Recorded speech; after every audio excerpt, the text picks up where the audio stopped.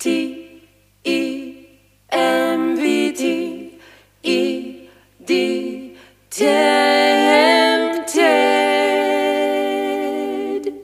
I was tempted, tempted by your smile. I was tempted, and for a little while I was certain that I will be the one to change you, and you will be mine.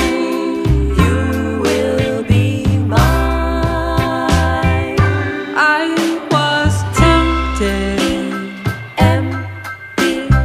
tempted by your eyes. The sad reality of vandalism is what's happened here on the backside of this building. You'll notice every ground floor and first floor window had to be boarded up. They're very, very secured in now. Reason being, kids are using them, they just break in.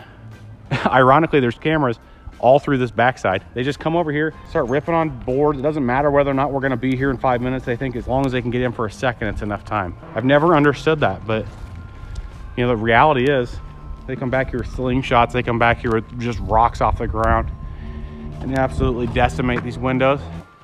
The irony is, a lot of these people that have been breaking in and doing the damage since we've been owning it probably don't realize that they're on tape. Most of them, I shouldn't say most of them, I would say 50% of the people that break in here, we catch, which is huge. I mean, that's a big step. The other 50%, maybe we don't get here in time, or for whatever reason, we just don't get them.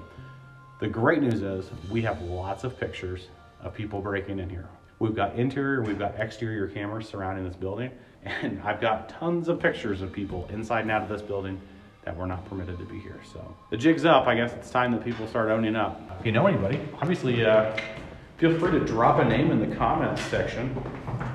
Maybe a phone number if you want. I'd love to have a conversation with them. Figure out why they think it's okay to break into somebody else's property. Why it's okay to break somebody's property. Why it's okay to steal somebody's property.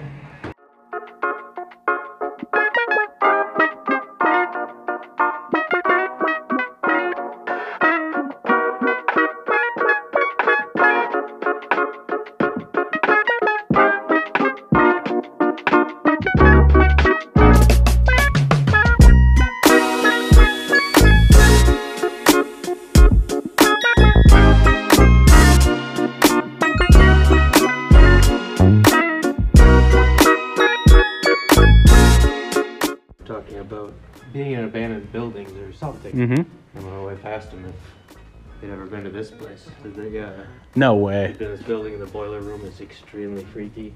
From Chippewa. You know, it doesn't surprise me. I mean, we've busted, I think 15 people in here now, whether it be college kids or even like preteens, which is, you know, one of the reasons that we said we were going to secure the building as much as we did. You know, there's still a lot more to do, and yet they still keep coming. Had to, could we tear it down? I mean, yeah, but do we have to? No, and it's such a beautiful building, and that's one of the reasons that it irks me, and I think so many of the neighbors off, that people come in here and vandalize it and scrap it and tear things out and rip things up and break the glass. I mean, the neighbors walk around this building on the daily. They walk their dogs around the exterior of the property to keep an eye on it. They walk with friends around this building just to, you know, have a walking path. I think I got asked this best the other day. Somebody said, why are you documenting the flood damage? Why are you documenting the vandalism? You know, in 50 years, we're gonna look back at this, and this will be a chapter for Mount Washington. So embrace it now, you know, remember it. It's not a good chapter, but it's still a chapter.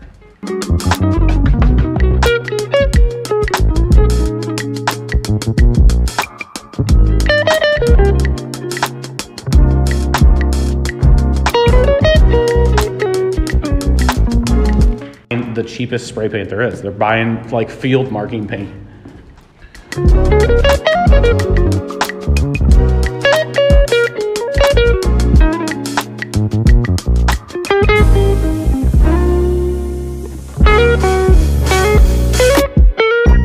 First floor of Mount Washington here.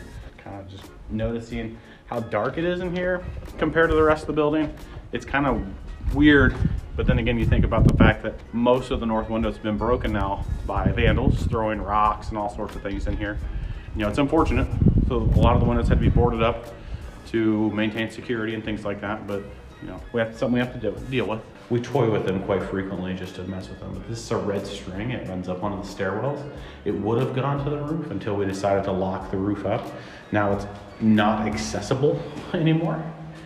And because of that, the red string has now found its way back down some of the floors.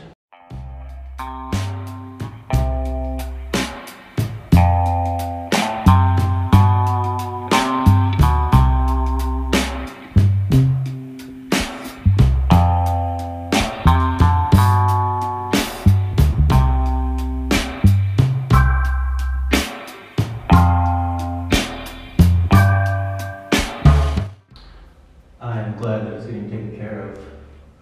I feel like, you know, growing up I always thought it was an insane asylum, but that's probably based on the fact that it was called a sanitarium.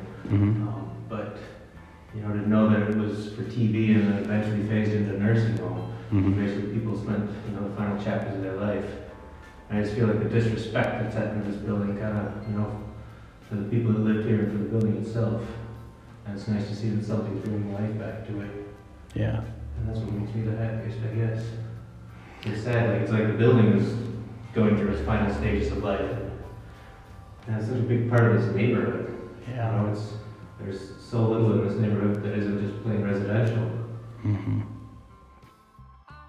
Was tempted, tempted by your smile. I was tempted, and for a little while I was certain that I will be the one to change you, and you will be mine. You will be mine. I was tempted, empty, tempted.